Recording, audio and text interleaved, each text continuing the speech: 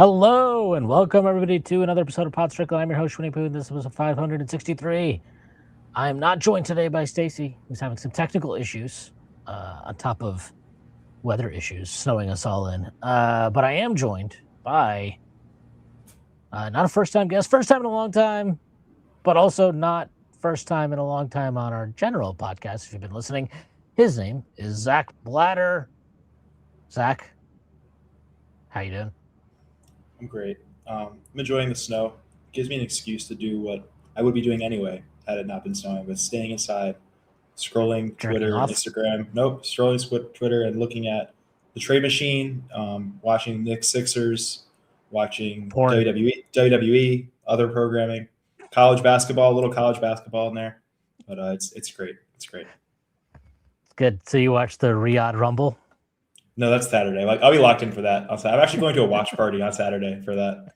I'll be stupidly locked in. That's coming up. Well, we'll see. It's supposed to snow a lot again on Saturday, maybe. Oh, So oh God. Okay. might be tough. All right. We're not here to talk about what Zach does when he's snowed in or about the Riyadh Rumble. We're going to talk about the Knicks. We're going to talk about basketball.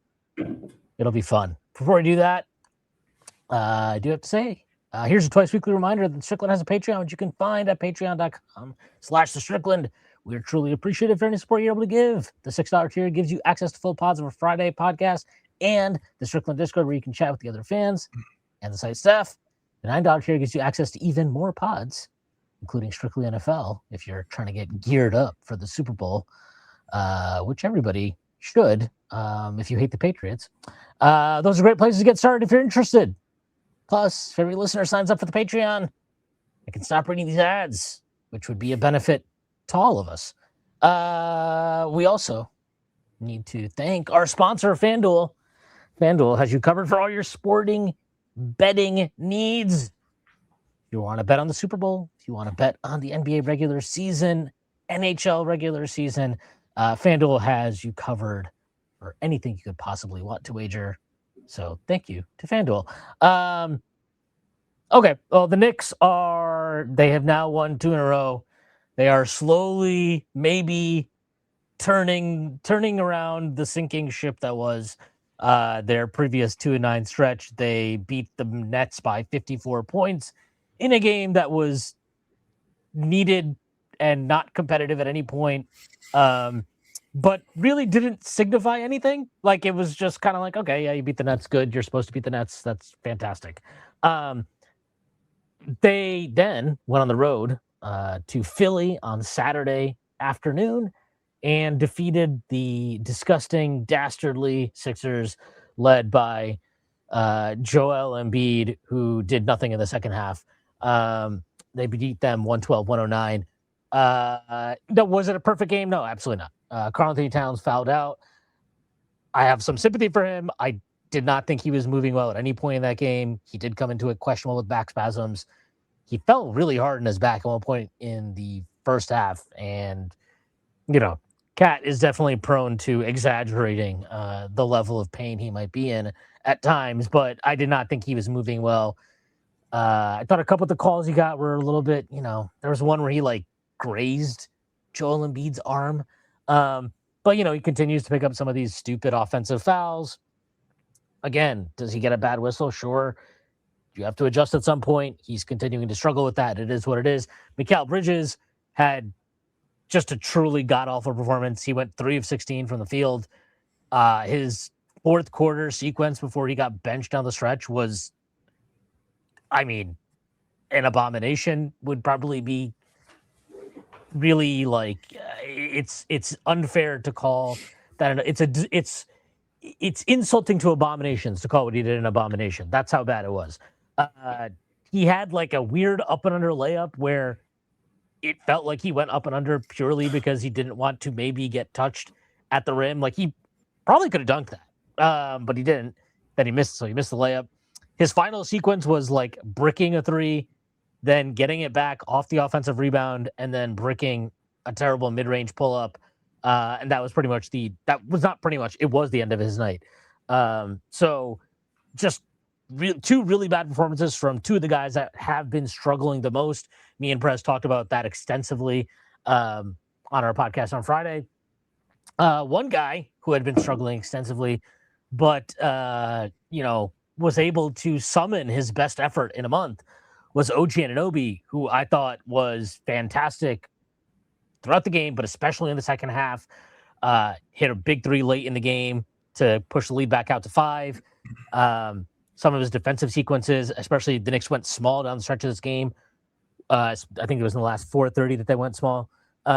He was great on Joel Embiid. He did a fantastic job there. He was really good defensively throughout this game. He was locked in, did a really good job of icing or being part of the ice coverage on pick and rolls. He rebounded well. He had the game sealing steal after the Knicks missed about 75 free throws. But it was good to see him have that type of performance. He needed it. The Knicks needed it from him because they would not have won this game given the lack of contributions from Karl-Anthony Towns and Mikal Bridges. But the two stars of the game for the Knicks were Jalen Brunson, who had a really nice 31-point performance. I thought he did not force things that he has been forcing at times over the last month. So that was good to see. He went 6 of 12 from 3, I believe. So good to see him getting his 3 ball back after he went 1 of 8 against the Nets. We know what he did. And I liked his defensive performance. Again, no need to say it constantly, but he's never going to be a lockdown defender. He's never going to be a plus defender, but you need him to control the stuff that he can control. You need him to give good, consistent effort. And I thought he did a good job in this game. I thought he competed hard on the defensive end of the floor, and that's really the most you can ask for. And it's really all you can ask for and all you need from him, given how good he is offensively. So kudos to him. Please make free throws on the stretch of the game next time. And Mitchell Robinson was the star of the game. He won the Defensive Player of the Game award that they give out. I actually had forgotten they do that because they hadn't fucking won a game in so long. But they do that, and Mitchell Robinson won deservedly. He was the difference in the game in a lot of ways. Between him and OG, I think those two guys were just so pivotal to the Knicks' improved defensive effort. But yeah, I thought Mitchell Robinson was great. I mean, he continues to give Joel Embiid problems. He was a monster on the glass, as he always is. He even had a nice little alley-oop dunk that he got from Bridges, one of Mikal's only good contributions in this game. And I mean, there's not much to say about Mitch because we know what he does. When he plays well, he does those things. And his rim protection has improved. I think that's something that was a concern earlier in the season. You're starting to see him pick it up on the defensive end of the floor. Again, when you talk about the ice coverage that the Knicks were running, and if you want more detail on that, Shaq's on his account, Shaq's NBA, he did a good job of kind of analyzing how the Knicks covered pick and rolls in this game and the improvements they had made, especially in executing ice coverage. But Mitchell Robinson was crucial to that. He was great. And again, they don't win this game without him. They don't win a lot of games without him. And, there's all this stuff. We'll see what the Knicks. We will talk about the trade deadline coming up. That will be part of the conversation that me and Zach have here today. But, whatever they do at the deadline, I just have no clue how you look at this guy. I don't know what you're going to get for him in trade. I don't think you're going to get anything even close to as valuable as him.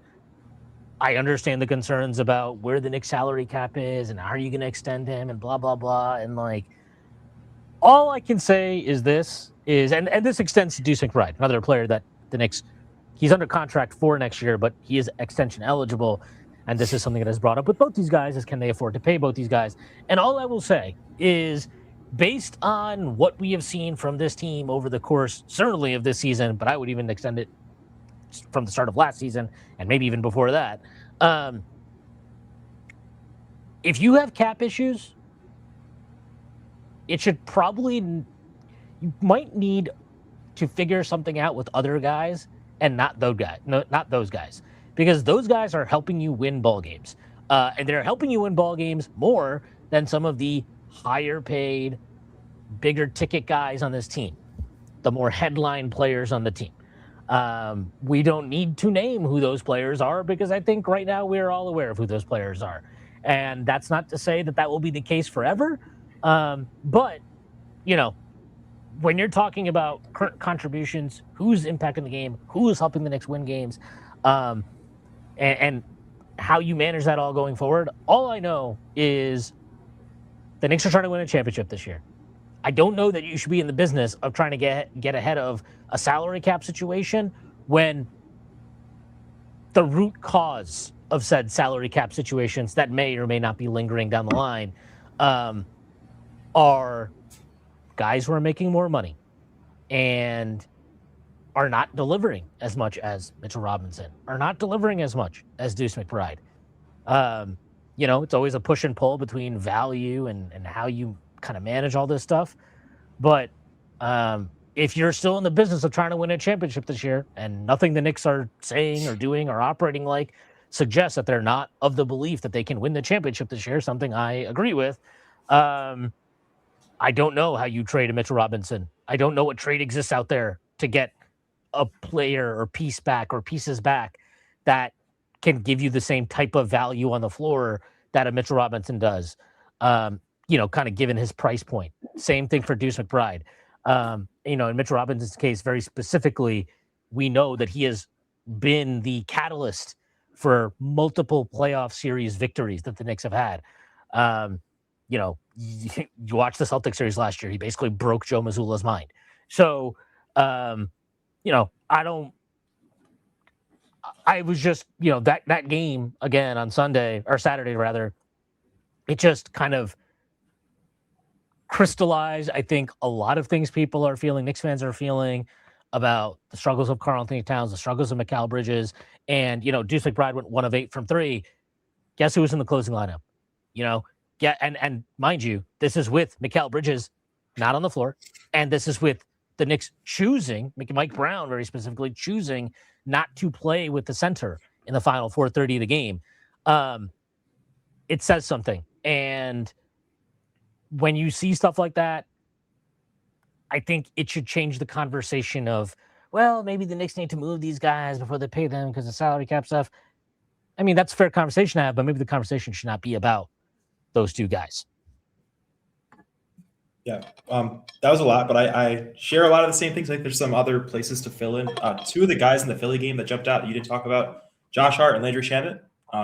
We'll go to Josh first, Yeah, they I were guess. great. He kind of started off the season really well, had the ankle thing, came back, had the other ankle thing, is back again, but that felt like a vintage Josh Hart in Philly game where he kind of does everything, hit a couple threes, broke their backs on rebounds and everything like that, and did the Josh Hart stuff. And I think that Josh Hart type stuff is also something that Landry Shamet has been doing a little bit of as well, which is why I like them in the same category. Dude, it says something that like Mikal on the bench with no center, and they went to Landry Shamet, who's shorter than him, has a shorter wingspan than him, and is not known as like some sort of defensive guy that you like. When the Knicks traded for Mikal Bridges, he was known as like, oh, this is their perimeter lockdown guy. This is the guy that they can throw at the guards. This is the guy that can throw at Maxey and Halliburton, and he hasn't been doing that, and that's okay. He's done other things when he's played well. But the fact that you go to Landry Shamet down the stretch of that game and he delivered for you on defense and on offense, that sends a message to Mikal, but also you got to give Shamet some credit because I think when he started the season, he was also playing his ass off. I remember that like Miami game in the Cup, he got hurt. It also reminded me last season when he had the shoulder injury, his first 5 or 6 games back from that shoulder injury were really rough, and he like couldn't throw a rock into an ocean. And I think that jumper is finally starting to come back around just like it did last year. And this guy's going to be like a real swing piece for us. I think a guy that will actually play in the playoffs and will like Tibbs. It took Tibbs falling down like 0-2 in a series to kind of deploy him last year, which won't be the case this year. And now you have a coach that will actually play him when it matters. Those two are good. And like the same thing with the Mitch conversation. This guy's just doing what we know him to do. And I've seen his name in a lot of trades. And I think I'm actually a little more, I don't want to say open to it, but I would kind of be able to stomach it a little bit more just given the cap situation. Especially if it's in a deal where we're getting some other like top end talent. Example, Giannis, which I know we're going to talk about in a little bit. But if there's a deal that brings him in and you kind of have to get off that money before you lose him for nothing, I'm able to stomach it a little bit more. If it's something like, hey, we're going to get Mitch out of here and bring back like Jose Alvarado and some dead salary, like that's not like a situation I want to be in. But do you want to just do trade deadline stuff now? Yeah, one thing I would say about the Josh Hart thing, I thought Josh was really good. I don't know, maybe I need to rewatch it a third time or something. But I thought I thought he played a really good game. I loved the physicality he played with. I think that they needed that really badly. Like, I guess the best way I can put it is I did not think Josh Hart played his best game. No, I thought Josh Hart played the best he could play right now because I don't think he is 100%. I mean, he basically said that he came back for that Mavericks game, which, God, he should have just sat that one fucking out too.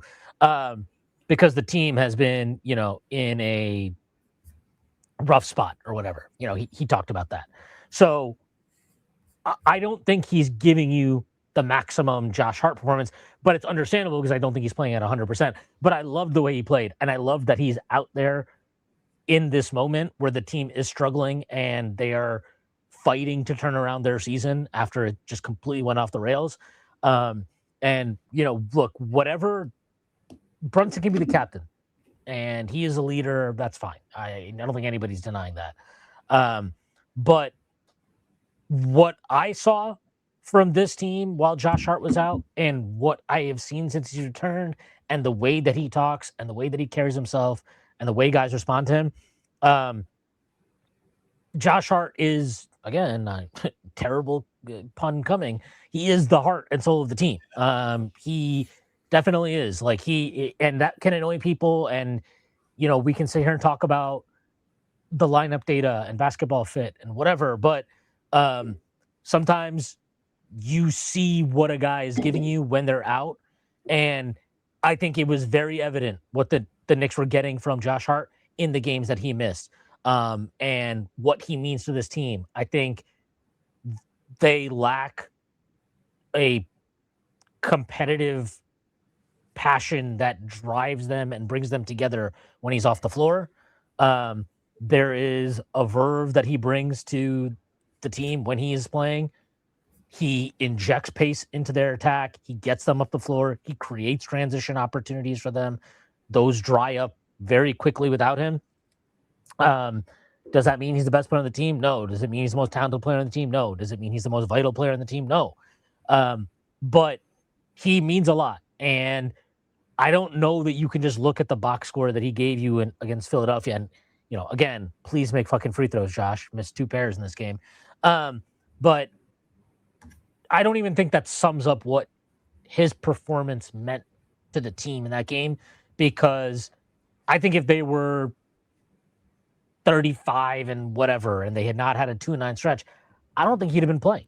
I really don't. I don't think he'd be playing right now. And what he's playing through is not some like debilitating fucking thing. I'm not saying he's like playing through a torn meniscus or something, but he is playing through an ankle thing that I think would keep him out longer if the team had been performing better and had not fallen off the rails. So I really respect what he is giving them on the floor. I think it means a lot. I think it goes beyond the box score. I think it is showing leadership, and it is, it's what you love about Josh Hart. It's a player who ultimately, like, look, does he have his own diva moments and like he doesn't want to come off the bench and he wants to start, and like, yeah, sure, that's all fine. But when you talk about sacrificing for the team, that can mean a lot of different things. And I think what he is doing right now is sacrificing for the team, in the sense of he's playing less than 100%, and he's giving them a passion. And, you could feel it from the moment this game started that this was not one of these like, oh, he needs a quarter and a half to like mentally get himself into the game. He was into it right from the beginning. Again, I love the physicality he was playing with, especially on the defensive end of the floor. I thought he was really attached to guys, trying to fight through screens as best he could, making them feel him defensively. I appreciated that a lot. And, would I like him to kind of shoot with a little bit more confidence like he was to start the year? Yeah, maybe. But I think you can still, he still had a couple threes in this game. I think you're seeing him get back to that level. But, again, I just think what he did for the team in this game goes beyond just, maybe the effectiveness of what he did and what the box score looked like. I think there was a lot more going on there, and I really appreciate that about him. And like you mentioned, Landry Shamet, he was awesome in this game. And he's consistent. The biggest praise I can give him, and Deuce really for this matter, is I don't think Mikal Bridges is playing badly right now, but it's not just that he's playing badly. He's also playing weak. He is not playing with any force. And offensively, at least you can kind of deal with that. It's the defensive side of the ball that's really frustrating. To start this game, it just felt like he was nowhere. He couldn't get close to Maxey. It just felt like Maxey was running around and getting free and playing with so much confidence because he couldn't even feel Mikal Bridges. And I think there was a palpable difference when Deuce McBride came into the game. I think there's a palpable difference when Landry Shamet came into the game. Those two guys right now are playing at a better level, and that's concerning for a variety of reasons. But it is a credit to them, and it's a credit to Landry Shamet, especially given that he's coming off of his a dislocated shoulder, the same shoulder he dislocated last year. And yet you see this guy fighting through screens, trying to blow up dribble handoffs, all those type of things. And then obviously we know he can shoot the shit out of the ball. So, again, Landry, make free throws. But yeah, like both those guys were great, and I wasn't trying to, I ignore them, but the Knicks got really good contributions from like 6 guys in this game, right? Brunson, Hart, Mitch, Deuce, OG, Shamet, and that's why they won. Like, that's it. They won because that. Also, I will say this. Ariel Hukporti played some fourth quarter minutes. I thought he gave them good minutes. I thought they were good spot minutes. They were big minutes, given the trouble Karl Anthony Towns was in. And he had a nice block. I thought he did a much better job of maintaining integrity on the defensive glass. That's been a really big issue for him. He had hands again, man. He hasn't had hands all season. He finally had his hands back for the first time ever. It was great. So, yeah, the hands were good, and he's boxing out better. I just think his activity level, the last few times he's gotten a chance to get on the floor, have been good. Would I like to see him play more? Sure, I understand that. I think right now, given the way the team was playing, it's probably not the time that you're like trying to experiment too much with the Ariel Hukporti. But he did answer the call when Mike Brown called his number. So he deserves credit for that. I thought he did a really good job in that fourth quarter, gave them good minutes. And, shout out to all those guys because that was a tough win for them. That was a tough victory for them. Philly's a team that's kind of smoked them twice this year. And, look, the Knicks it was way too close for comfort down the stretch. The Knicks should have put this game away. They really would have put this game away if they could just hit some fucking free throws, which they completely just fucked up hard in this game. But look at the box score. The box score doesn't lie. They out-rebounded Philly. They got more shots. They didn't turn the ball over a bunch. Like, they were good in this game. And on a different night, if Mikal Bridges doesn't have the worst shooting performance of the season, if Deuce McBride could have hit a couple of his wide open threes, right? If a few of these other things break a different way, I think this would have been extended garbage time in the fourth quarter. So this was a good performance, and thankfully, mercifully, the Knicks did not blow this game at the end. So we'll see that and hopefully they can carry it into tomorrow's game against the Kings and Wednesday's game against the Raptors, which is actually shaping up to be a meaningful Eastern Conference game. So excited to see that. Let's do the trade deadline stuff now. Real quick. We have to give credit to Mike Brown. Mike Brown is like another guy that deserves some credit for this game, who's also taken a ton of shit lately, as he should, which is separate. But to go to a lineup with OG at the 5 because they were going to do Hack a Mitch. Also, to include Shamet and Deuce in that lineup when Mikal's not playing well, like that's a lineup I don't think they've gone to all season. And to close with that lineup in a close game, in a game that matters, because like had they go beat the Nets by 60, fine, but go lose to Philly, that's the alarm bells go right back on if they lose that game. And going to a lineup like that in a situation like that takes some guts as a coach. It paid off for him. That's why he's here. If Tibbs were coaching that game, he does not go to that lineup. I promise you that. He's going to go to Mitch. He might even go to Cat with 5 fouls when he was there earlier. And yeah, I don't know if they win that game with Tibbs. So Mike Brown deserves I thought Mike Brown coached a much better game than he had been coaching for a while. I have no fucking idea what's going on with these challenges. Like, they've been fucking bad with challenges this year. Well, they used one, and that was the one that Jalen was like, "You're challenging this. Like, you don't have a choice." That's the way Jalen bullied him into doing it. And it's like, what the fuck is going on that sideline? Like, I don't understand. There was one in the second quarter. There was 2 calls in the first half. There was that one on Paul George where he shot a 3. Hart was trying to get around the screen. Bona's setting the screen. He's clearly setting a moving screen. And then they call the foul on Hart, and they got 3 free throws out of it. That should have been an automatic challenge. That was ridiculous. Fucking PJ Carlissimo on the broadcast was like, who was great, by the way. He was getting some hate in the Discord. I thought he was great. I haven't listened to a game he called in a while. He was great. I didn't even know he still works, to be honest. That's I what was like, I was like, who the fuck is this guy? But he was pretty good. I thought he was great. yeah, I like heard his voice and I was like, is that PJ Carlissimo? Like, what's going on? But yeah, that was an obvious one. There was another foul I can't think of right now off the top of my head. That was like, I don't know, man. I mean, I thought the one even that they called on Cat, I think it was his first foul where like Embiid was shooting a fadeaway. Cat got a contest. They called the foul kind of late. Brothers called it.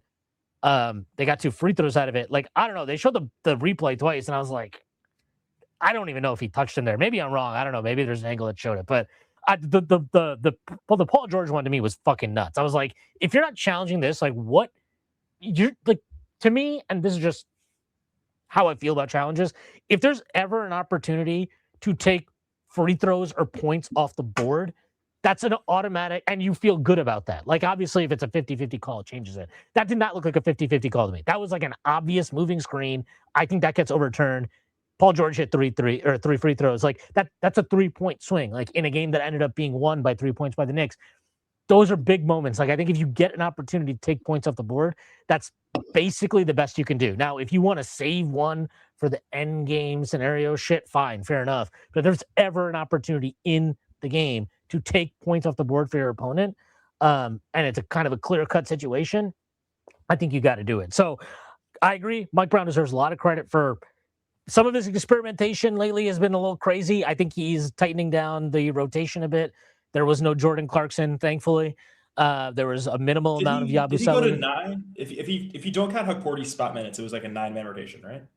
Yeah, basically. And Yabusele was like an 8.5. Oh game, yeah, you know what I mean? Yabusele didn't play really. Like yeah, he barely played. So it's good to see that, and I think he might be kind of sending a message here to the front office, like, hey, like, could use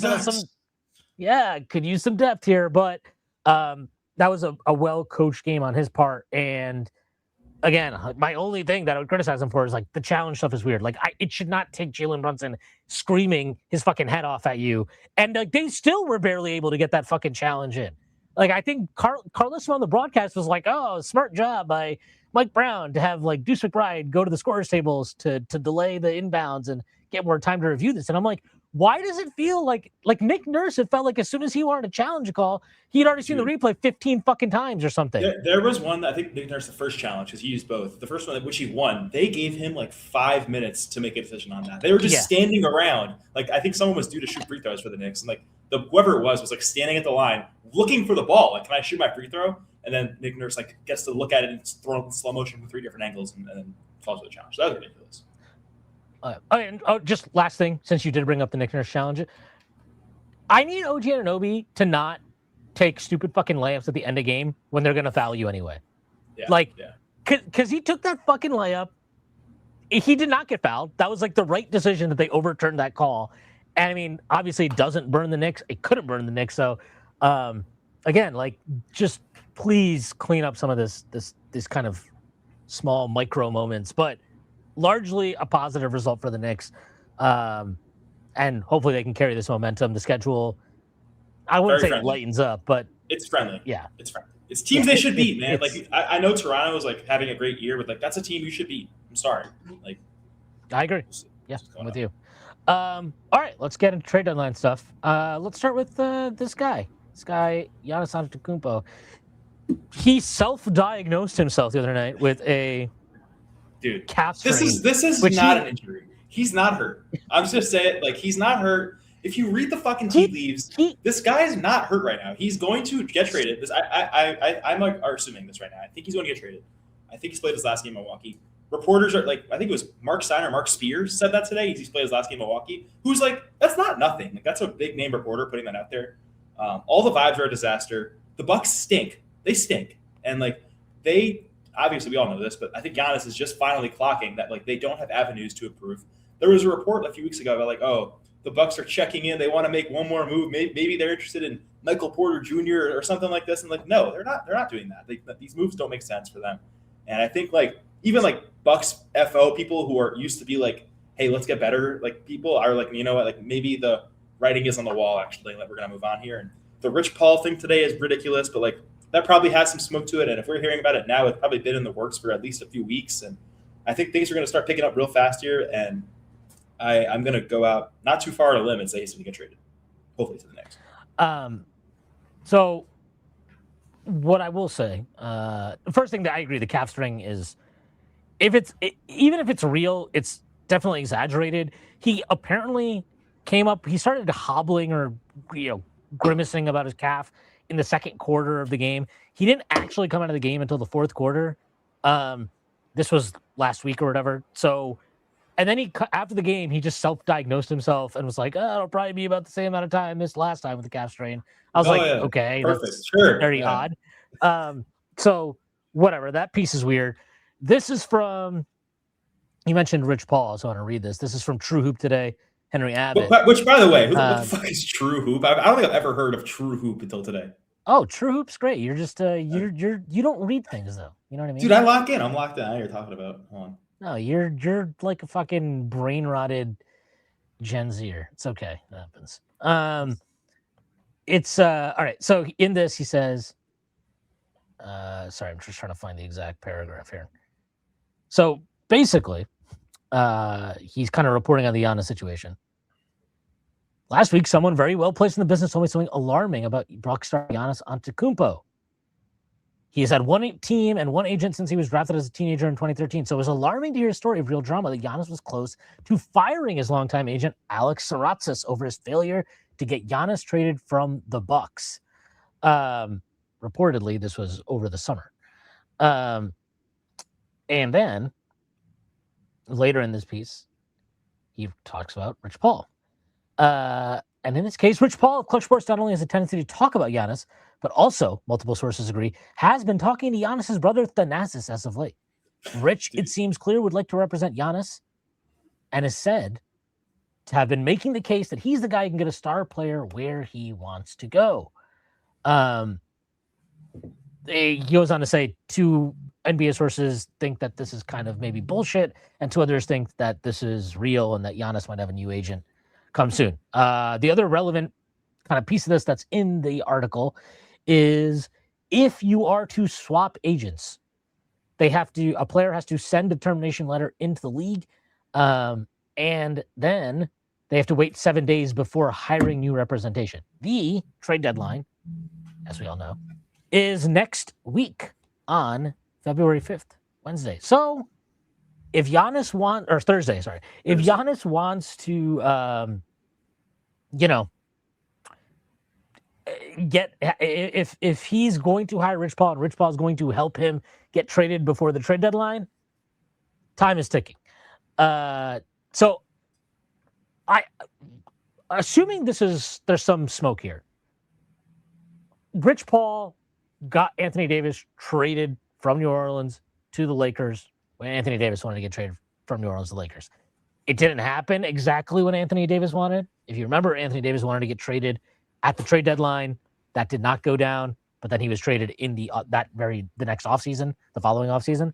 And he eventually got to his desired location, Los Angeles. Now, Rich Paul did not know that Anthony Davis was going to get traded from LA to Dallas. And so Anthony Davis is now in Dallas. So there is some, he doesn't always get what he wants, but Rich Paul's got a pretty good track record. He gets his guys paid, and he tends to get them to where they want to go. If Giannis actually is switching over from his current agent, Alex Saratsas, to Rich Paul, I think it's done. Like, it's going to happen. I don't know when. It could happen at the trade deadline. It might happen after the season. I don't really give a shit. But it will happen. Like, it will happen. If Giannis has a desired destination, which we know from the reporting last summer from Shams, was the Knicks, right? It was reported that the Knicks were the sole hit, I forget the exact wording, but it was like one team stood out to Giannis as his preferred destination, and there was allegedly some exclusive negotiating window that the Bucks gave the Knicks, and whatever. Obviously, it didn't go down. I think it changes if Rich Paul's there. If Rich Paul's in the mix, he has a way of making things uncomfortable, forcing action, forcing teams to make decisions, even if it's not on the timeline that they want to make those decisions. And Rich Yeah, Paul, I just by the way, a good friend of Leon Rose. They go way back. They've never had any conflicts. yes. You know, Well, they're best buds, it's worth actually. it's worth noting though. I mean, I know you're joking, but like they did, obviously there was this huge thing about like they mended the fences, and then we also got the report that I forgot who said this. I don't remember who it was, but the report effectively was that Rich Paul, I think Bondi reported this, that Rich Paul contacted Leon Rose and was like, "Yo, Clarkson's gonna get bought out. He wants to be on the Knicks." Yep. And then the Knicks signed him, and Clarkson is still on the Knicks, and he is being a good soldier despite being benched currently. Just keep an eye on that. I've seen a lot of people. I haven't thought about that. Yeah. I've seen a lot of people throwing Clarkson into trades, like even setting aside the Giannis thing. One reason I just didn't think Clarkson would get traded is like, what's the market for him? Right? Well, even forgetting that, because he's just like, you'd probably just use him as a salary to aggregate for somebody or whatever. Like the thing that there's two pieces of it that I just don't think they would trade him, or maybe three. One, I think if you mend fences with a guy like Rich Paul and it was this big fucking story, I don't know that you want to trade the one guy you have on his client list on your roster to aggregate salary to like New Orleans for Alvarado or some bullshit fucking team and city that he doesn't really want to be in. That's one. Two, if you kind of look at the locker room, I think Clarkson, whether he's playing or not, he seems to be tight with these guys. I think he's got good connections there. Him and Hart go back. I think guys really like him. I agree. Yeah, and so I think that is always something to think about, whether they would move him or not. Because, and like, look, credit to him. Initially, the reporting was kind of weird of like, it seemed like maybe he was responding poorly to being benched, but that's not the case. His quotes after he's being benched were really positive. He's been a consummate pro. He has not said anything outrageous. He's not lashed out. He's not being pouty on the bench or anything. So it speaks well to his professionalism. And then, the third thing is this. Like, if you're trading for Giannis, or if you want to trade for Giannis, and he might have a new agent who shares the same agent as Jordan Clarkson, guess what? You might want to treat that guy well. That's it. Like, it's very simple. Like, this is how the business works. And that might be annoying to people and that don't really give a shit. Like, Leon Rose knows how the business works because this is how he made his fucking money. This is how he made his name. This is how he forged his path in this industry. So, the Clarkson thing, we'll see how it unfolds. But if Giannis does change his agent to Rich Paul and everything that entails, I would be very surprised if Jordan Clarkson does not finish the year with the Knicks at bare minimum. I would be very surprised by that. Yeah. We need his aura too, bro. He's carrying us in aura right now. Like nobody else has it on his level. I don't think he's carrying anything, actually. No, you don't look at the Instagrams, bro. It's okay. If we want to resume tanking, yes, Jordan Clarkson could do a lot for us, but it seems like the Knicks have decided that they're not going to tank. So that's good. That's a good thing, and I'm happy about that. But yeah, I don't know. The Giannis thing is interesting to me, and I do think it's worth discussing a little bit more just in terms of like the details of it, because there was a report from Fisher that the Blazers would be like very interested in Mikal Bridges. I don't know what to make of that. Like, because that feels a little outdated to me. That feels like they were interested in Bridges, but now they have all these wings of Diaz playing well. They paid Shaedon Sharp. They paid Tamani Kamara. Like, they have these guys. I don't know that they would still have the same interest in Bridges that they might have held previously. So, but it is worth noting that he reported that and they have the Bucks picks. They had the Bucks picks in 28. They control the Bucks draft from 2028 to 2030. So that's like a real thing. I think they have swaps in 28 and 30, and then they have an unprotected in 2029. I'm pretty confident that's the setup there. The other thing, real quick with Blazers and Mikal, they've got some real like bad money on their books. I know it's like the Jeremy and the Drew deals. I think one of them has an extra year. I don't know which one is like a year longer than the other. But like, if you were to do something where it's like, hey, we're getting off these Bucks picks, which are super valuable, if you want to just turn that contract to McHale, who's, also a longer contract, but a productive player and a productive asset, a much more positive asset than Jeremy or Drew, like that is a lateral move, I think, that you can get kind of an adult in the room and get like a productive veteran and kind of keep that money on the books for another trade down the line, which I think would be something that's kind of a little appetizing to them. So keep an eye on that. No, I agree with that. I think if you're just trying to dream up constructs of trades, it'd be like it's some 3-team trade involving the Knicks, Blazers, and Bucks. It'd be like, okay, Bridges goes to Portland, Cat goes to Minnesota or Milwaukee, Giannis comes to New York, Portland trades Jeremy Grant, let's just say, to Milwaukee, whatever. Like and Kuzma comes to the Knicks. Like you can make the money work and all those things come. So if you're basically, like to the point you're making, if you're converting a bad player into a good player, and Bridges is a good player even if he's fucking really been garbage for the last month. This is not him, man. Like we know who he is. So yeah, this is who he is, though. He has these weird fluctuations. It's just he's always been this way. But the point being is, like, there is some logic to that. My only concern with the Giannis thing, I've said this before and I'll say it again. If it was just like trade Cat for Giannis, be like, okay, like, yeah, like you do that trade, that's a win. And do you have to get a stretch 5 and whatever? Sure. Like if that's a straight up thing, fine. But it's not as straight up as that, because I think the contract things are really important to keep in consideration. Giannis is going to get a new contract. Big surprise, it's going to be a max. There's no negotiation to be had here. If you get Giannis Antetokounmpo, you are maxing him. That's it. Done deal. No negotiation. There is no leeway there. He's getting a max. If I'm also trading out Cat and Bridges, okay, maybe I can stomach that because I'm getting Giannis. Okay, fine. But we already have some concerns about our depth.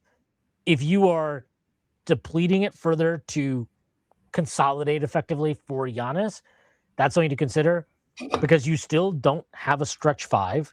Now, maybe this is where, the guys we talked about earlier, Deuce or Mitch or whoever, come into play.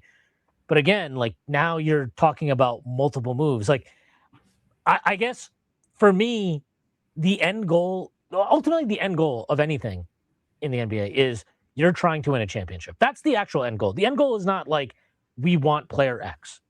Player X might be a means to get to win a championship, but your end goal cannot be to get player X.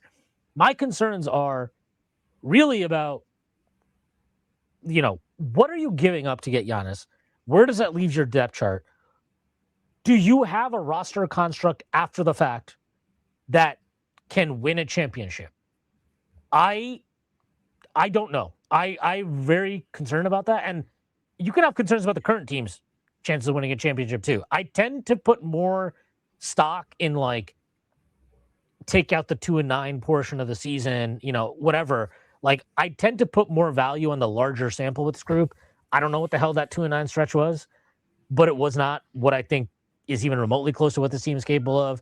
They were 23-9, and that version of the team, which is important, I think, for people to remember, because that was literally less than 4 weeks ago that they were 23-9, was a version that not just Knicks fans, but, a lot of people around the league would have been like, even if they don't think the Knicks are the heavy favorites or anything like that, and they're not, that was a team that you'd be like, yeah, they could win a chip. Like, that's a team that could win a championship. I think it's important to remember that and to take that for what it's worth. That doesn't mean that you can't be concerned about this dip they've had. I think everybody should be concerned about the dip they had, and that should influence how you view things. But it is important to remember that. Can I? Sorry. Yeah, and I'll just say, and like, so I think, remember that. I still think this group, as constructed, I understand Karl-Anthony Towns is playing like an idiot right now. I understand Mikal Bridges is playing bad. I don't believe those are true reflections of who they are as a player, as players. And I think you play through the season, you will probably remember, oh yeah, this team was really good, and I did think they could win a championship for a reason. I expect those guys to play better, in particular after the trade deadline. So that is something I think is worth mentioning. I also think it's worth mentioning, like, when I see people like, yeah, then, if they want Deuce, like, yeah, I get, it would suck, but you got to give up Deuce. It's like, okay, like, I understand in a vacuum why that is correct. You are not operating in a vacuum. You are operating in a world where, like, we have these complex cap rules and aprons and all this type of shit. Um, when you start talking about giving up a guy like Deuce, that's when I get worried. That's when I'm like, I don't even think that's worth it at that point. Like, because now you're talking about, okay, we need to go get a point of attack defender. We probably need another wing at some point. We need to find a stretch five. Are we bringing back Mitchell Robinson? I would assume in this scenario you would want to. You would almost have to bring back Mitchell Robinson. Like, I think there's a lot of moving parts, and I don't have the confidence that when you start gaming it all out, that team has the pathway to winning a championship. Now, if you want to use that as a cudgel to beat the front office with, fine, fair enough. We can debate about that if and when a Giannis trade happens and blah, blah, blah. But I think it's more complex than people are giving it credence to, because we are fed up with Cat. We are fed up with Mikal Bridges, and deservedly so in this moment in time. But I think that's important to remember. And then just like, yeah, I'm sorry. Like, I don't feel super awesome about giving Giannis a mega max contract going into his mid-30s with the lower body injuries he's had. He's had multiple calf strains over the last few years. We have seen guys have calf strains, and then it turns into an Achilles at some point. And that's a really big concern for me. I cannot pretend that it's not concerning to me. Obviously, I'm not saying Karl-Anthony Towns is the paragon of health and has no issues of his own, no concerns of his own. But he has played more games than Giannis over the last couple of years. And even if you think this Giannis injury right now is bullshit, which I think we both do believe it's bullshit to some extent, I don't think that means there are no injury concerns. I think they're very real with him, and I worry about that a lot. I worry about that a lot, more so than anything else. That getting stretch five. So that's kind of where I'm at the honest thing. We'll see if it happens or not. I don't want to bog everybody down too much into details, because it has not occurred. Like, right now, we're just kind of trying to read tea leaves, but it is definitely something for me that, at least, again, this is just me. I don't think it's as much of a slam dunk no brainer as it might look on the surface. Obviously, it depends on the context of the trade, what it would cost, all those things. When you're talking about Bridges, Cat, throwing out the rest of whatever limited draft capital you have, I think the calculus is just a little bit more complicated than, again, people want to maybe give it credence. Can I read a trade proposal to you? This is it going to annoy me? No, I think you're really going to like this one. This is the first Knicks Giannis trade that I think doesn't gut us of any depth at all. Like, I think would with no other moves, this team is a contender. And there's one team in here I'm not sure would do this, but it's a 4-team deal in the Knicks, the Bucks, the Blazers, and the Phoenix Suns. It's proposed by our good friend of the Strickland, Max Hoover, friend of the Strickland, former contributor of the Strickland, great guy, ball knower. I'll read it real quick. So this has the Knicks getting Giannis and Miles Turner, from the Bucks, and that's it. The Bucks get a weird haul of Jalen Green, Grayson Allen, Robert Williams from Portland, and Matisse from Portland. Matisse Thybulle, who doesn't exist anymore apparently. It's just the idea of Matisse Thybulle and his $11 million. They're also getting 26 first round pick from the Knicks, which I don't know if the Knicks are allowed to trade. It's like the Knicks' own pick this year, which I don't. They can't trade it right now. Yeah, so I think that'd have to be a swap or something. But 26. You could technically trade it in the summer. Yeah, but I would include the Washington pick, which I know is not a real first, but like that's going to be the 31st pick in the second round. Like that'll just be, it'll still be a pick of value. Also has them getting 2032 Knicks swap, and then getting the swap rights back from Portland that they gave out. So it's 28 swap and 30 swap they gave to Portland. So it's basically 4 firsts. One of them faker than the other 3, I guess. Trailblazers get Mikal. And then the Suns get Cat, a 2028 second round pick, and it hasn't been a Clarkson, but I think you would just do Dottier. Like it's the same salary or pretty much. But it's basically like Knicks get Turner and Giannis, Bucks get Jalen Green at some dead salary and 4 firsts. Blazers get McHale, and Suns get Cat. The Knicks get Turner here, which is huge. So you keep Mitch and you have Turner, which is great at the 5. Your lineup is pretty much it's Brunson, Deuce, OG, Giannis, and Turner as your starters. And then you have Shamet, Hart, Mitch, and then maybe you give Kolek like 6 minutes off the bench. Yeah, I mean, I think would the Suns want Cat? Like that's kind of but I guess it's like Jalen Green and Dude, who's that? the other Grayson thing, Allen. it's Jalen Green and Grayson Allen. Grayson Also, Allen's you good for can them, but spin it. Jalen Green has not. Yeah. Um, Sorry, you cut out for a sec, but I think sorry, there's say also that again? You cut out for a second. We both cut out for a second. There's a Devin Booker, Karl Anthony Towns thing there too. College teammates, they love each other. That's long been stated. I think the Suns would spin it there. He can't like say what you want about him, but like he is a star. He's a name brand star. We've seen the Suns ownership go after these big name stars in the past, and in a deal where it's literally just fucking Jalen Green, who also doesn't play basketball anymore. The Suns don't have their future picks, to my knowledge, I don't think. And if you're gonna not have your picks, you're not gonna fully tank. You might as well have Cat in the building. They've got Jordan Ott, who I think is a real like offensive coach who can really. I mean, we said this about Mike Brown, but like could work with Cat really, really well. So I don't hate it for the Suns. It's actually the Bucks where I'm like, they're getting 4 firsts, but like they are not getting a player of value here. Like it's Jalen Green. Like that's their only real player comp. So that's the one I kind of raised an eyebrow at. Yeah, the Jalen Green.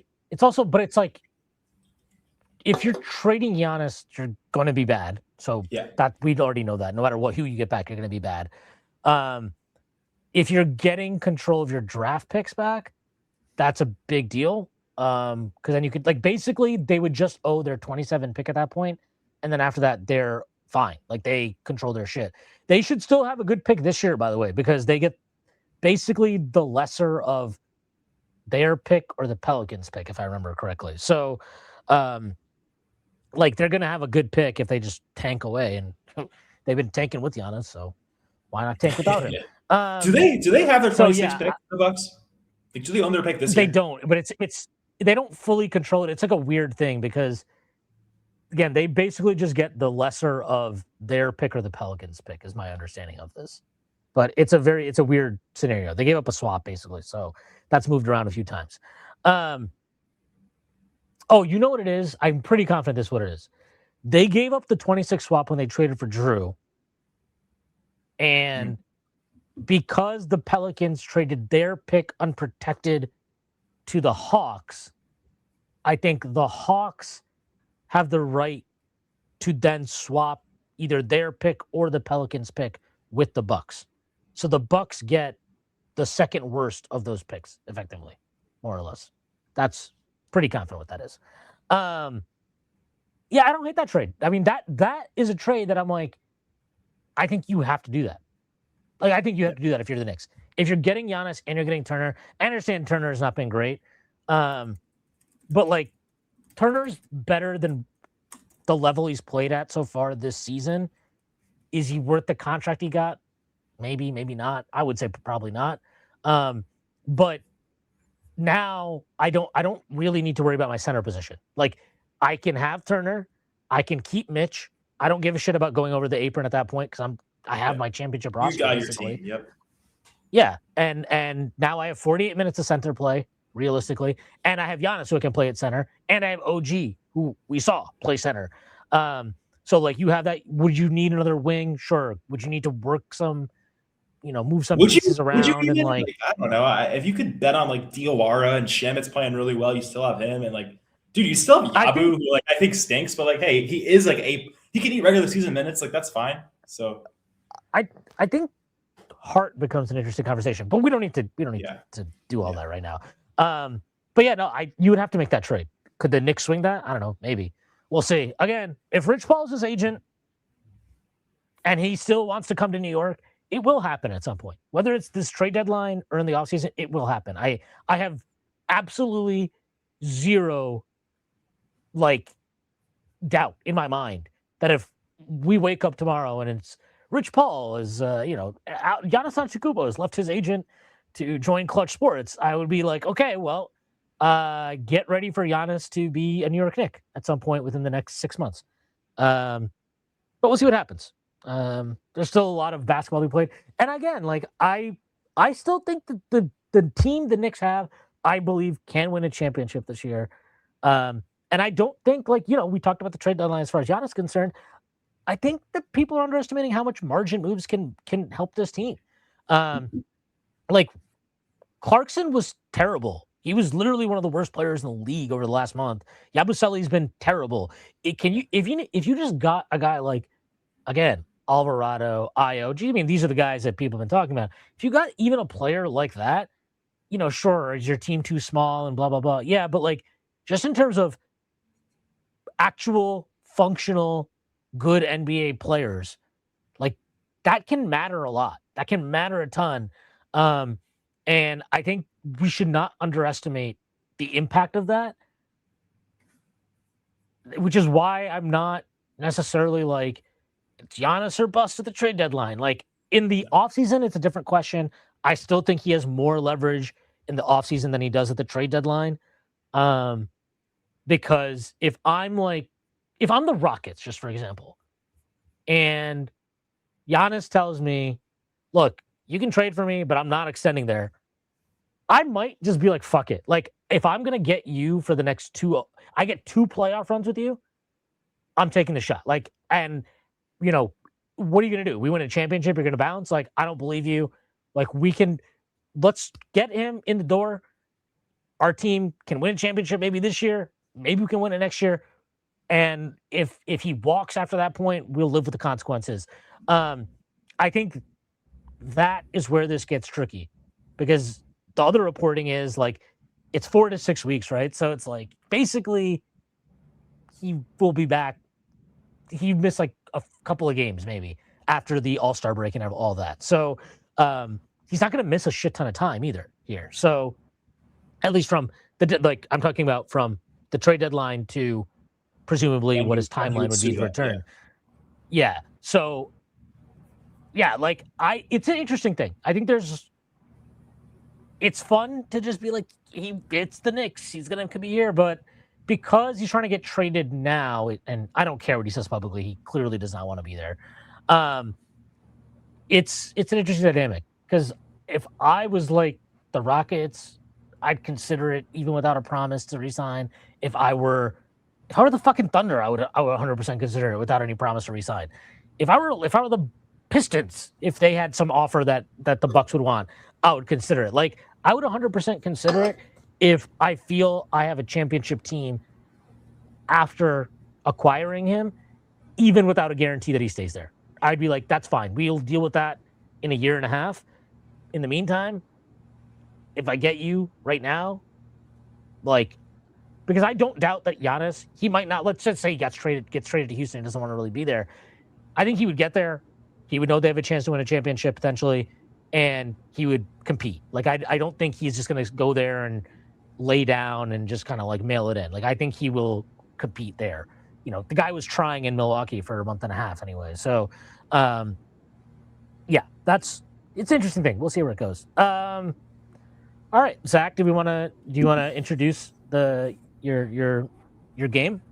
I do. I have a great gimmick here. I think it's great. Hopefully it's great. Oh, sorry. I got to do this before you start. Right. Got to do this before you start. Just so people know, prior to any potential Giannis trade, the Knicks are currently the third favorite in the Eastern Conference on FanDuel. They are plus 380, Celtics plus 350, Pistons plus 330.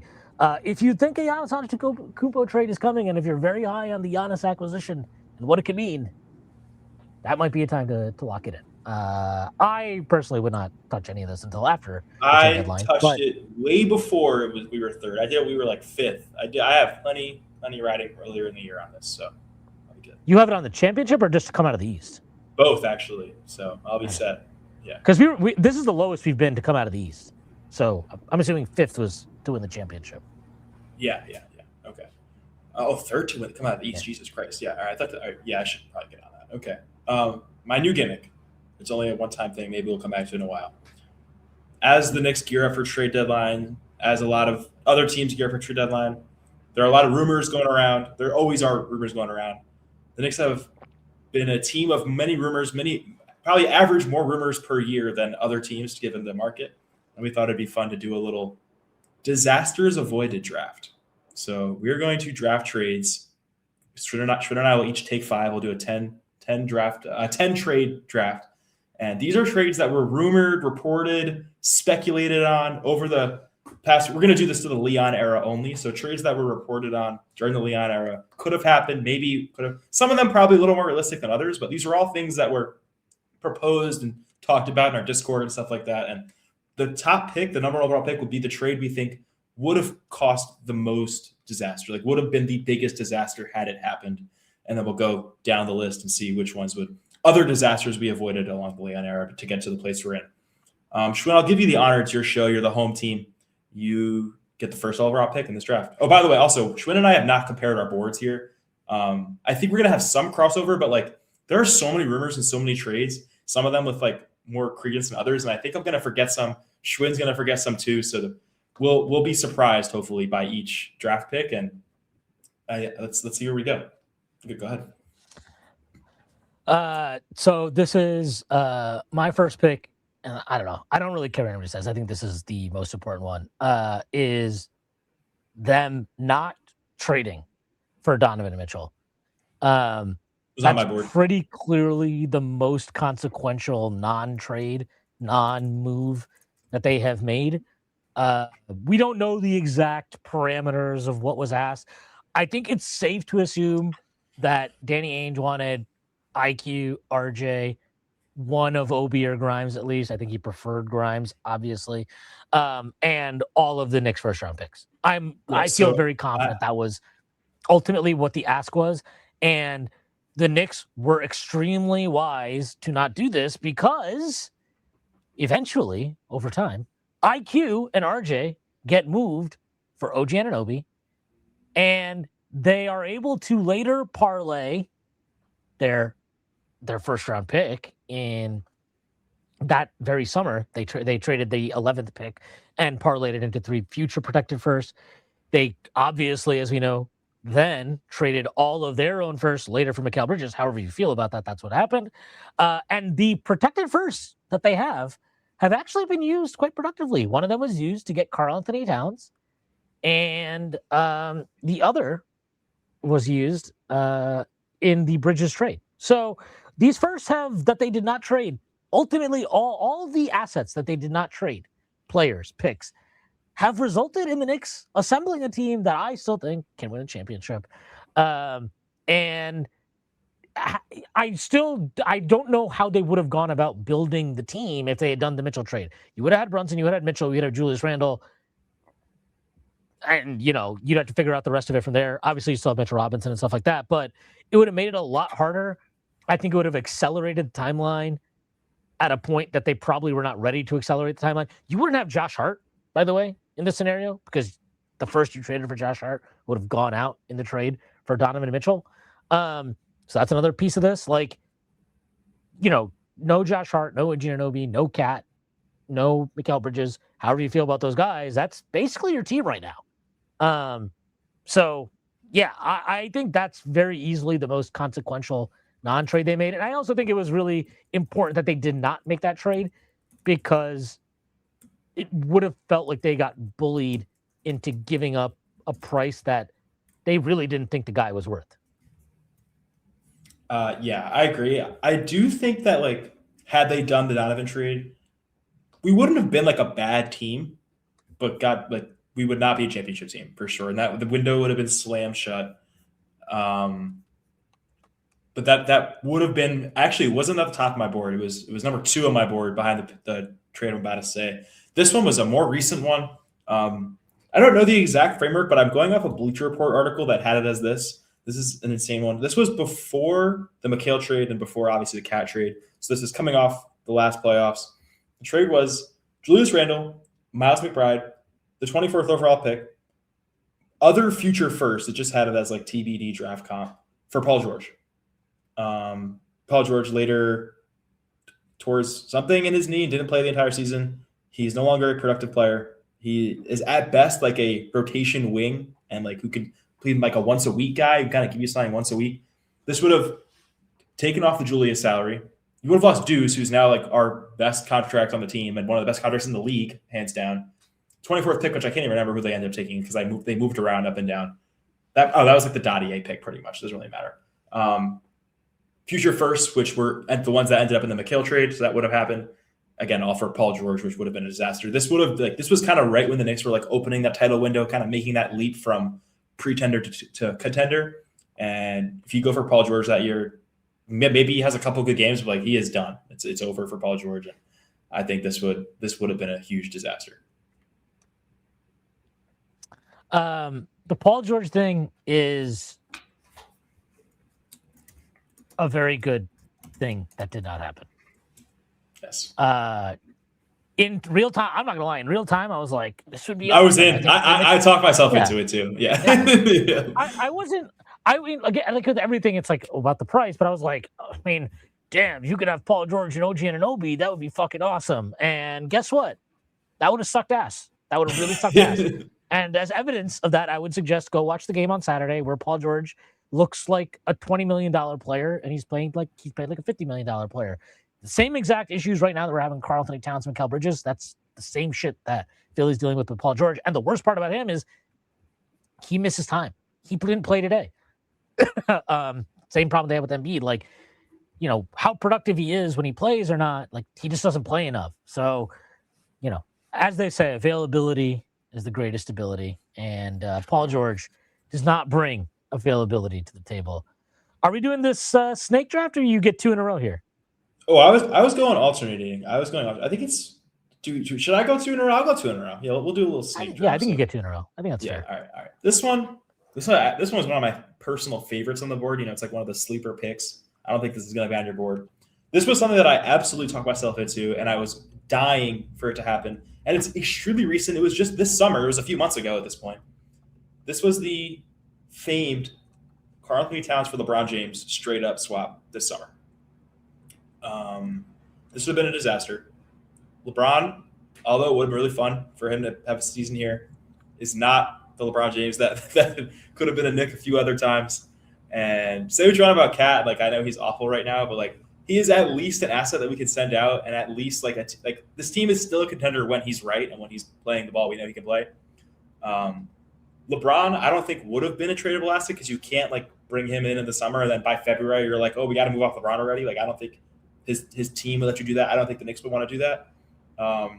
You're not a contender with LeBron. You're probably not winning with him right now, at least. And this would have slammed the window shut and given us like a tease of having LeBron, but would have been nothing. So I have this one as my third overall pick. I don't know how real this was. It wasn't actually rumored. This was more like speculated, I guess, but I'm counting it. This was like more. This was a lot of like shit posting, myself included. I don't think there's any world the Knicks would have ever done it. I don't actually think the Lakers would have done it either, because even though clearly, apparently, Jeannie Buss hates LeBron and Rich Paul's guts, on top of her stepbrothers, apparently, or half brothers, like LeBron is kind of a symbol for them, and so you gotta have to keep him. And they also just like constantly cherish their salary cap space, even though they have yet to like sign anybody with it. That's good, and everybody just keeps extending. So, but it's an interesting thought exercise. Like, it's. I think LeBron is definitely not. I think he's kind of washed right now. Still gets his numbers, but he's not LeBron. But you know, you always would like live in the hope of like, well, just get to the postseason. LeBron will turn on. He'll dial it up. Yeah.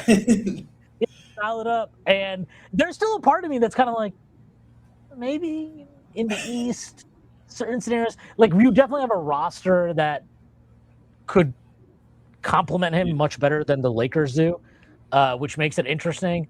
Your center position becomes very weak after that trade or whatever.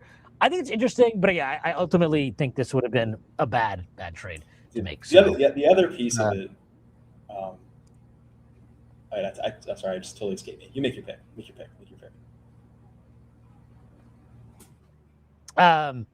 Okay, my pick here is let's go. I didn't actually order this. I just have like a pool, so I'm kind of Okay. picking Yeah, this no, I had a randomly. loose order. Yeah. All right, I'm gonna say the the the rumored Jaden Ivey Oh, yeah, that trade was on my board. It was on my board. at the Uh, draft. The rumor was like if Jalen Duren was there at 11, which because the Knicks had the 11th pick, yeah. that they would be able to flip that with stuff to get Ivy. My assumption of what stuff entailed was like another future first and quickly. I think I that was like I had it as just quickly on my board. It was the 11th pick and yeah, quickly for that. yeah. And so like let's just say it's just maybe it's yeah. I had it as let's say it's the 11th quickly. That would have been a fucking disaster, man. Ivy Yeah. has been bad. He has missed a lot of time, and we wouldn't have traded for OG Anunoby, or if we did trade for Dude, OG wait, Anunoby, would you have gotten we would have to give Brunson? him other shit. Would you What's be able that? to get Brunson? Would you, because that they ended up getting off that 11th pick to get Brunson. Like, would you have Yeah, been able to I get? think you could have. Yeah, I think you They could would have have made it figured work, out but the like money. Yeah. it pops in the air where it's like, I don't know. Do you get Brunson? Do you like trust Ivy at point? And you're like, oh, we don't want to bring in a guy who's gonna like start over Ivy. Like there's a world where they think that, and like, oh, maybe we're this high on him, we're gonna start from day one, and like they don't even look at JB. And like in that case, it's even more of a disaster. So this probably should have been higher on our boards actually. But I think no, I think they would have figured out the Brunson piece. That was like done. Like I know for a fact, Brunson was done. That was done. Like that was done before the draft. Even though they totally didn't talk and no tampering happened, no matter what the NBA concluded, that was done. So, but either way, like this trade would have just sucked on so many levels. Like because Quickly was awesome for us the next year. That was when he finished runner-up for Sixth Man of the Year. Helped us make the playoffs. Helped us win a first-round series. Then he was really good again to start the next year, and then he gets traded for OG Anunoby, who's as much as he has been annoying me the last month, is obviously fucking awesome. So like we would have just lost out on a lot of good shit for Jaden Ivey, who I don't know is good or not. Like might not be good. Maybe he becomes good. Has missed a lot of time, and probably would have driven Tom Thibodeau absolutely fucking nuts while he was the head coach. So I'm very pleased that the Knicks did not make this trade. I get another one now, right? You get another one, yeah. There's one I'm like eyeing, and I hope you don't take it here. This is I probably should have had this higher on the board. The rumored idea of trading Mitchell Robinson before he first became a free agent for Isaiah Stewart. God, that wasn't the one I was thinking. That actually wasn't on my board. That's a great one, though. Isaiah Stewart has turned into a very good ball player. According to JB Bickerstaff, who is insane, he should be in the running for Defensive Player of the Year. I want to let JB Bickerstaff know that a guy who doesn't start for your fucking team is not going to ever win Defensive Player of the Year. That all being said, Mitchell Robinson has won the Knicks playoff series. He's literally won them playoff series. He has won them the Cavs series. He has helped win them at least the Philly series. He helped win them the Detroit series. He was a major factor in them winning the Boston series. Like he has been a critical piece to this. He is a force. He is a game-changing force in the most weird, bizarre, hard to understand ways for any NBA fan. Like I think me and you and anybody who listens to this podcast is definitely like an NBA sicko. And I've watched a lot of fucking basketball in my life. And I like to think that I understand the value of different things. I did not understand how good Mitchell Robinson was until like I saw Mitchell Robinson be that good. I was like, oh, he's actually awesome in the playoffs. This changes everything. And then even then, the guy gets hurt, and I'm like, oh, God, I can't do this again. Like, we got to move this guy. We can't do this every year. Is he ever going to be healthy? And then he gets healthy for the playoffs, and you're like, yep, Oh, you're amazing. It was worth it. Yep, it's totally worth it. Totally worth it. Mitchell Robinson has taught me many things about basketball, even if he doesn't know it. And I am very, very appreciative that whether or not whoever was suggesting the Knicks did this trade, I'm very happy that Leon Rose did not pull the trigger if, maybe Troy Weaver wouldn't have done it anyway, for all I know. But very happy that Leon Rose did not let it get to that point, and that Mitchell Robinson ended up staying with the Knicks and has been with them and continues to be with them. And I hope he stays with them. I agree. Also, listeners, before we did this draft, I did some research, and I did a lot of my research by reading old Mark Berman articles. So I just went to Mark Berman's New York Post profile and scrolled through it until 2020, pretty much. He wrote the same Isaiah Stewart article 8 times. Every season of the Leon era, there was a Mitch for Isaiah Stewart idea thrown out there. Some of them actually didn't even involve Mitch. There were other Isaiah Stewart concepts, like Evan Fournier for Isaiah Stewart was thrown around there here and there. And it was like Groundhog Day. Every single year is yep, there's the Isaiah Stewart report. Yep, okay, it doesn't happen. Great choice. I have one. I'm going to take the sixth overall pick here, which I think you can make an argument that any of these can go number one, but this one, I'm going to go down to 2021. It's a few years ago, an early in the Leon era one. This one I think is probably the most heavily speculated one, heavily reported of all of them that we put in out here. This one was really close, I think, to happening. It was both 2021 first round picks, which they ended up moving around, but that ended up being IQ and Grimes, and then a little bit of Sims and Rokas or whatever. But both of those 2021 firsts for the 13th pick to go grab Chris Duarte. Chris Duarte, no longer in the league, but he was a CAA guy. Also, according to Mark Berman, was Worldwide Wes's number one guy in this draft, which, hey, Wes, you're under investigation for the talent ID on the Chris Duarte pick. He was one of those old-ass rookies who was fine when he came in the league, but clearly was not what people thought he was going to be when he came. People thought he was going to be yep, day one starter, great rotation Wasn't he player. 25? Yeah, he was 25. He was a fifth-year senior, COVID redshirt, weird thing. And he made Obi look young. Yeah, he made Obi look young. Yeah, I think he came in older than Obi. I think he was older than Obi. I remember that. It's crazy. That's insane. So yeah, that would have been IQ and Grimes. Listen, Grimes was good for us. Also, we ended up trading him for kind of a forgettable thing in the Bojan Berg deal. Which, hey, the Bojan contract got us Mikhail, so maybe it's not as forgettable. But IQ alone, getting us OG and what you talked about before, that would have been a disaster. Duarte would have been a contract. I don't know if they would have exercised his third-year team option. He would have been that bad. They probably would have found a way to get off his deal and make something work. But the other thing is, I think that they offered both the 19 and the 21 picks that they had, because they had 19 and 21. No, I think they offered this trade, and then whoever had 13 declined it. No, I think it was so Duarte was it 14 to Portland in that draft? No, you went to Indiana. But I don't remember. That's what I meant. Indiana. That's the 2021 NBA draft, if I'm not mistaken. Yes, that was 2021. The draft where we got our great. He was 13th overall to Indiana, so it was the trade to Indiana. It was 13th. Yeah.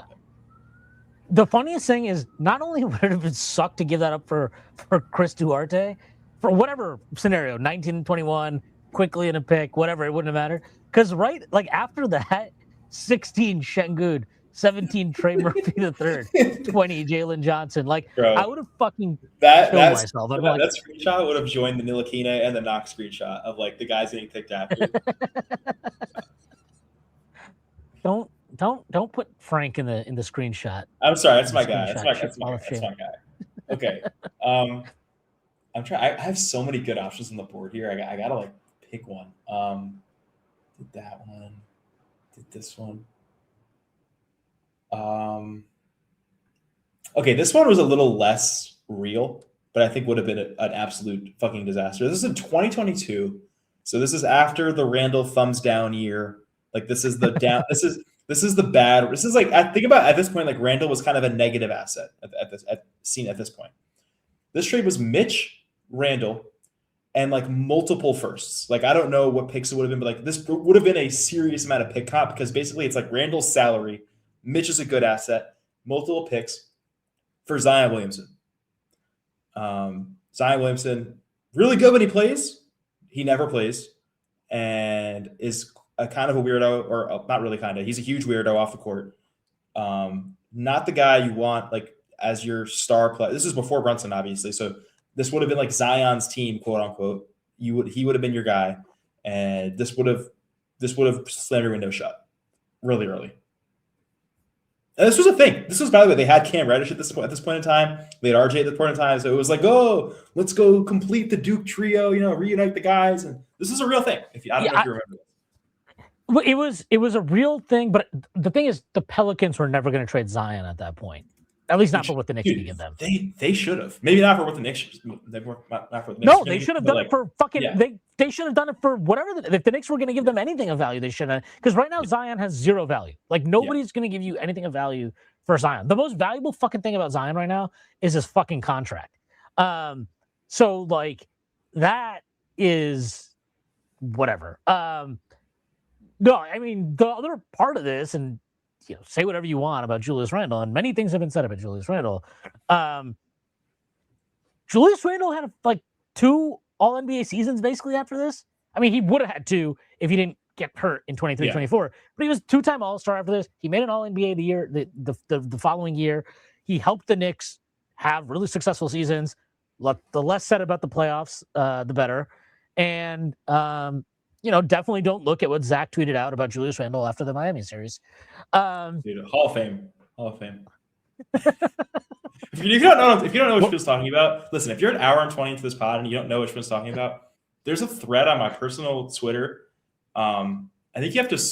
I don't know what to search, but it's like just search Julius Randle and you'll find it. It's from the Miami series, and it's just like 8 clips of plays from I think it was Game 6, the last game of the series. Oh no, it was probably Game 5 when they went down 3-1. I think it was Game 5, right?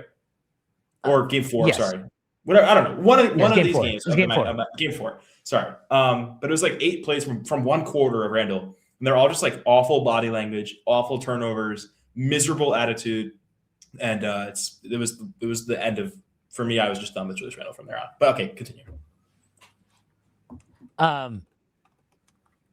Yes. I was going to ask you, what would you say is your, like, what thread do you like more? Are you more proud of the Randle one or the Grizzlies one? The Randle one. The Grizzlies one. The Grizzlies one doesn't really matter. Like I wasn't like they actually helped me out. Like after the Grizzlies one, they did even worse moves to like make me seem more right. You know what I mean? Like I was right in the moment, but the Grizzlies like doubled down on how bad they were. So like in retrospect, it looks like I was even more right about it. But like the Randle one, I was just right. It's fine. So yeah, the Randle one. All right. I get 2 picks, right? Did I take 2? I took 2. Yeah, Yeah, you get 2. You get 2. Okay. You get 2, and then I get 1 and close this out. Okay. I'm just gonna. There's one I'm not gonna take because it was not that well sourced. It was not really sourced at all. But it was one that all Knicks fans wanted, but I'm not going to take it. It's the first offseason that the Leon Rose and Wes and all these guys came in was our fever dream of dumping Randle to the Hornets for Nicholas Batum's expiring contract in second round. Wait, wasn't Gordon Hayward an idea here too? It was like dump him for Gordon Hayward. Okay, was the year that's going to be one of my picks. Oh, that's my pick. Sorry. You could do a dual pick here, yeah. Yeah. So very happy the Knicks to do that, but I'm not going to pick it because it's its own separate fucking thing. But the Knicks were in on Gordon Hayward. They were in on Gordon Hayward in free agency. It even felt like at a certain point in time, they were maybe the favorites to get him. And then good old Michael Jordan, his airness, swooped in and offered Gordon Hayward way too much money. The reason why I 100% believe that the Knicks were at least in on this a bit is, one, obviously the reporting at the time, but 2, we got that story like halfway through the season in the Post. I think your own Weitzman wrote it, and they had an excerpt, and he put it in the Post. And in it, they talk about how like Tibbs was like pushing the front office to sign veterans that they could like win with, and it was like, but the discrepancy of the players is so funny. It was like Gordon Hayward, Marcus Morris. It's like, what? Those are not the same player, man. I think Alec Burks was like number 3. Yeah, this would have been a disaster. Hayward, whatever, man. Like the guy was really good. Did he even play out the contract? Did he play out the contract? He did on the Thunder. On the Thunder, they bought him out. Like they traded. Oh my god! No, they traded for him, and people were like, "What a good trade!" I was like, "He's fucking." Sam Presti does it again. Yeah, he's done it again. He got Gordon Hayward's expiring contract. What a genius. No, Gordon Hayward would have been a fucking disaster. And the worst part about this is he was injury prone. So like within 30 games of this guy, and you get these things where it's like, oh, he's game time decision ruled out. Game time decision ruled out. Oh, he is calf strain out for 2 weeks. Within 30 games, you know who would have been banging Leon's door and be like, get this fucking guy out of here? Tibbs would have fucking hated this guy. Tibbs would have fucking hated this guy. He would have been like, I can't believe you signed him. And they would have been like, you wanted us to sign him. No, this would have been a disaster. And thankfully, for our sake, and more importantly, for Tibbs' sake, this did not happen, because I cannot imagine a worse match, a player-coach match, than Tom Thibodeau and Gordon Hayward. All right. I will go Please with... don't. There's one. You can't take this one. Right, just go. Okay. This is my last one. The rumored idea of trading RJ plus stuff for Zach LaVine at the 2023 trade deadline.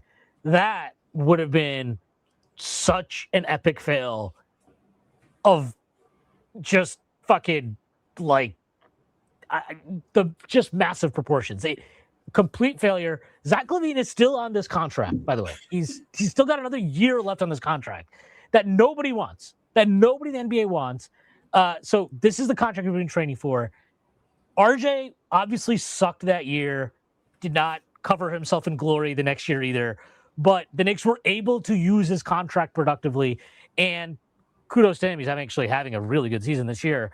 But like, he's a fairly paid player. I don't think he's like an incredible value player. I like the Raptors are not going to get massive offers for him, but he is a fairly paid player.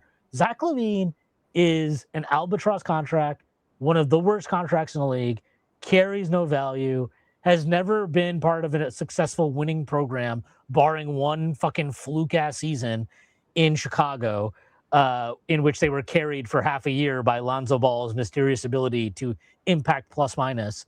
Like this trade would have been terrible, because it would have been RJ and presumably would have been the Fournier contract for LaVine, and this would have added money to their books the following year. And on top of that,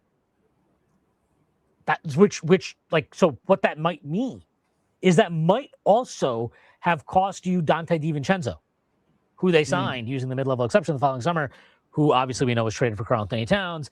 And according to Zach Lowe, the Wolves have won this trade, even though they are have the same exact record as the Knicks. But yeah, like this would have been a disaster. It would have been a complete mess. And that's even with the fact that anybody who is not a psychopath and an RJ blinded supporter knows that RJ Barrett nuked the Knicks throughout the 2023 season and the start of the 2024 season. Great pick. Obviously was on my board. There were like multiple iterations of the Zach LaVine trade in multiple years and multiple deadlines. So I just had it as Zach LaVine question mark on my board. Like I didn't even know like what it would have been, because there was like a Randall for LaVine idea out there for a while. There was the Fournier one. There's like all these different so I just had a Zach LaVine. My last pick, I'm going to do a joint double pick because it's trades for two players within the same team. So this was 2022 trade deadline, around the 2022 trade deadline, right after the Blazers traded Norman Powell to LA, right? Is where he went. This was... Sorry, say it again? This was right after the Blazers traded Norman Powell to the Clippers, right? Or did he go somewhere else? I don't remember. But it was right after they traded Norman Powell. And this was like the first thing of like the Blazers, like, oh, Blazers fire sale. Like, oh, Blazers, it's over. Like, they're going to trade Dame. They're going to trade CJ. Like, this is the end of the Blazers. Like, this is their first move of many. At the time, there's a ton of Dame and CJ speculation. One trade was RJ, picks, and salary for Dame. The other was Fournier's salary, Kemba, and picks for CJ. So, funny enough, I actually got both of these from Berman. And the funniest thing is, if you scroll on his feed from like whatever, I think this was like January 2022, like right around this time, he wrote like Knicks interested in star Blazers player or star Blazers guard, and it's like a picture of McCollum. And then 2 weeks later, it's like Knicks could swing a deal for Blazers star guard, and the picture is Dame. So it's 2 different trades. None of them happened, but like, bro, Dame and CJ both cooked. Dame actually didn't even get up. Dame may have had like one good season for us. Like I think he had one good season in Milwaukee, like left in the tank. But like obviously, Dame even peak Dame was a loser. So it's like this would have slammed your window shut. You lose all the salaries we keep talking about with RJ and all the productive shit and the picks and Fournier and all this movable stuff. And like the Knicks Dame thing, like was a thing. Like don't let people forget that was an actual idea that was floated around many times, not just the 2022 trade deadline. But I'm going to take at the final 10th pick in this draft, the combination of the Dame and CJ ideas in the 2022 trade deadline. I'll just out myself. I had a concept after the 2022 season where I was like, what if we could trade Randall for CJ McCollum? Productive salary. It's productive salary. Yeah, like they're both not good contracts, but the Knicks need a guard. This could be good for us, actually. Yeah, no, thank God that I don't run the Knicks. And no matter what you think of the Knicks' current roster and how you feel about various guys, I promise you that Leon Rose is much better at this than I am or you are. And we should be happy that, at the end of the day, it's his neck on the line, not ours. Did you have any honorable mentions left over? No, I do, but I'm searching your personal Twitter for CJ. A lot of CJ Stroud is in here, but I found a lot of CJ McCollum, and this is like your react. I don't know who did they trade him to? Like they ended up trading him at the 22 trade deadline. I think it was to New Orleans. They traded him to the Pelicans. Yeah. So this was your reaction immediately after the trade. It was like this is 11:29 a.m. on the February 8th, which I would assume is the trade deadline day. Knicks couldn't have done the CJ deal because of what Portland prioritized, which was a lopsided salary dump to slash their payroll with expirings in return for some draft comp. Doesn't matter if the Knicks wanted him. They didn't pass the opportunity. They just never had the first pick that the picks that Portland prioritized, which I guess is true. And like, thank God they didn't. And guess what? Josh Hart got traded to Portland in that trade, and then we got Josh Hart. So thank you to the Blazers. Okay. Thank you. Honorable mentions. I have a couple of very honorable mentions, actually. Okay. One of them was like every iteration of the DeJounte Murray trade. Like there were a few. There were a few. The one I had. How did I not pick this? This was like my debate for 10th pick. I was going to draft this one, but like this should have been like the first pick actually, because if the Knicks did the fucking DeJounte Murray trade, they would be so fucked. Like they would have been so fucked. Not only the way the Hawks were fucked. Yeah. Not only does DeJounte Murray suck, his contract stinks. He never plays, and he's an asshole. Like he's not a locker room guy you want. So it's like I just think that is an all in like awful. He's also the weirdest ass. He's the weirdest asshole though, because he doesn't like party. Like he doesn't like do like he's just like doesn't seem to be like a bad person at all. He's just like a terrible. He's like I a guess. Dick. Yeah, that's it. Yeah, just nobody likes him. The trade I had was 48 contract, Grimes and pick comp, which I don't know what the pick comp would have been. But like, hey, Grimes, we talked about before, 48 contract ended up working out for us, and the picks obviously ended up working out for us. So DeJounte, disaster. The other, I had a few others actually. This was like the Walker Kessler ideas before and after the Cat trade. So like this was when like, oh, Hartenstein walked, and they're like, oh, we need a big. Like, can we get Walker Kessler? Like, listen, he's fine when he plays, but he never plays. And like, I think even when he does play, he's kind of overrated. And like, for what Utah wanted for him, which I know was like a king's ransom for fucking Walter Kessler. Like, thank God that didn't happen. I'll just sit through these. Other one was 2022 11th pick, which we ended up getting the Brunson thing with, for Malcolm Brogdon. This was discussed like very heavily at the draft. Like, oh, can they get Brogdon for the 11th pick? Like, why pick Ivy? Why go get Ivy, or why go get Brunson? You can just get Malcolm Brogdon, because like he was actually pretty good at this point in time, but obviously we know what happened there. And then the other one, this is probably the most far-fetched one I had on here, but like this was Kyrie Irving 2022 free agency. He ended up going back to the Nets, I think, 2022, and then getting traded very shortly after. But there was like a sign and trade concept for Kyrie Irving in 2022, and this is like coming right out of the COVID thing when he is like league's #1 villain. But like there was like reported Nick interest in Kyrie Irving, And thank God, because I'm so good on him at any point after the Cavs thing. So I was fairly confident that was never true because I was just like, nothing about Kyrie Irving makes any sense with like how they've operated. Yeah. So that was my that's my board. And then I had a few that you picked. The DeJounte Murray thing would have been. Yeah, I thought you would have picked that one pretty early because I know you were anti DeJounte. That's like one of those I just completely blanked on. I still think it was exaggerated how in the Knicks were on that, but like that one would have. I have a tweet from that day where I was like, I was literally just like, I remember this because I was waiting in line like DMV or some shit, and I just remember tweeting out like, I'm pretty confident the Knicks should not trade for DeJounte Murray, and if they did, it'd be terrible, and that might be stupid. I might look stupid for saying it, but I don't really care. And I got like, if you look at the replies to that, there's so many people that are like, "You're fucking idiot! Like, this is why the Knicks are never good. They don't want to give up shit for good players." I was like, I don't know, dude. I'm like pretty good on Brunson. Like, I'm good with Brunson. I'm cool with like running back our team with Brunson and these young guys. And plus, like at that time, I was still like, dude, Star J's got us. Star J Barrett's gonna take us to the next level. Yeah, it'll be fine with Star J. Yeah, Star J's got us. Never happened. But that was it's a fun little walk down memory lane, Zach. Dude, I just saw. Sorry, I'm searching DeJounte on your profile. I can't find the exact DeJounte tweet, but I found another tweet from a boomer Knicks fan that I'm not going to read their name, but like they posted they posted this is what we could have had if Leon made the move, and it's DeJounte, but it's actually not game footage, actually not stats. It's just like an aura outfit pick. Yes, I know it's exactly. Like, this is what we could have had.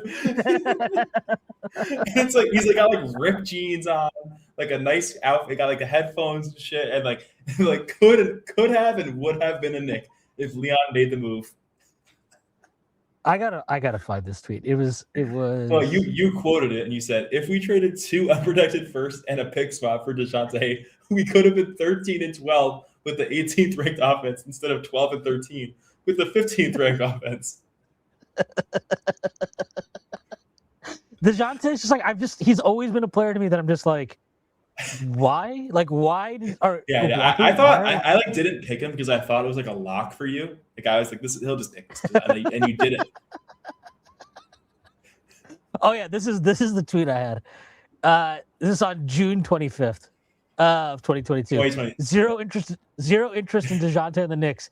His fit next to my logic is amazing, by the way. His fit next to RJ sucks. He has shit off-ball utility because of his subpar three-point shooting, and it'll require a huge package to get him. If he improves his three-point shooter down the line, I look stupid, so be it. I looked dumb many times before. I'll send it. I'm gonna DM this to you. You should definitely look through like. I have it pulled up. There are 93 replies. There are 93 replies as if this is some. Yeah, bro, and 38 quotes. This is crazy. You quoted it 2 years later, 2.5 years later, with a Pep Guardiola meme that says, "I have more info than the Twitter guys." It's true. This is one of the great Knicks Twitter people. I'm not going to name him, but he replied to this. Considering the alternative is paying $110 million for Brunson to max out at a potential first-round exit, DeJounte is a much better option. He's a great defender, all-star caliber player, and can improve his shot. His career trajectory fits with RJ's. The RJ timeline. Let's make sure we're on the RJ timeline. That's what we need. I can't believe I didn't pick this. I gotta make sure everybody when we drop the pod, I'll make sure to tell everybody that we actually forgot the best one. I'm just gonna call it the 11th honorary pick. That's what I'm gonna call it. Because I have a log of the picks I was writing them down. I'm just gonna call it like it's actually like we did it. It's the Jalen Brunson number 11 honorary pick. There you go. Yeah. Oh man. All right, Zach. Thanks for coming on. Anything that you want to plug before we get out of here? No, not really. The Strickland, all the Strickland stuff, the Twitter, the Instagram, this pod, the Discord, all of it. It's a great place. It's my escape. It's where we can, when I'm at work, I can look at the Strickland Discord, and it's great. It's great. That's all I'm saying. Yeah, Strickland's great. The Discord is great. If you are bored and want to talk about basketball, subscribe. Jump in. It's a good time. And you get to see me say even more things that make me look like an idiot. So that's always fun. Thank you to our sponsor, FanDuel. Thank you to everybody for listening. The Knicks play tomorrow against the Sacramento Kings, and then they play again on Wednesday against the Toronto Raptors. So interesting back-to-back. Hopefully the Knicks can turn this 2-game winning streak into a 4-game winning streak. All right. That is our show for today. I hope everybody has a great week, and I'll see you on Friday. Peace.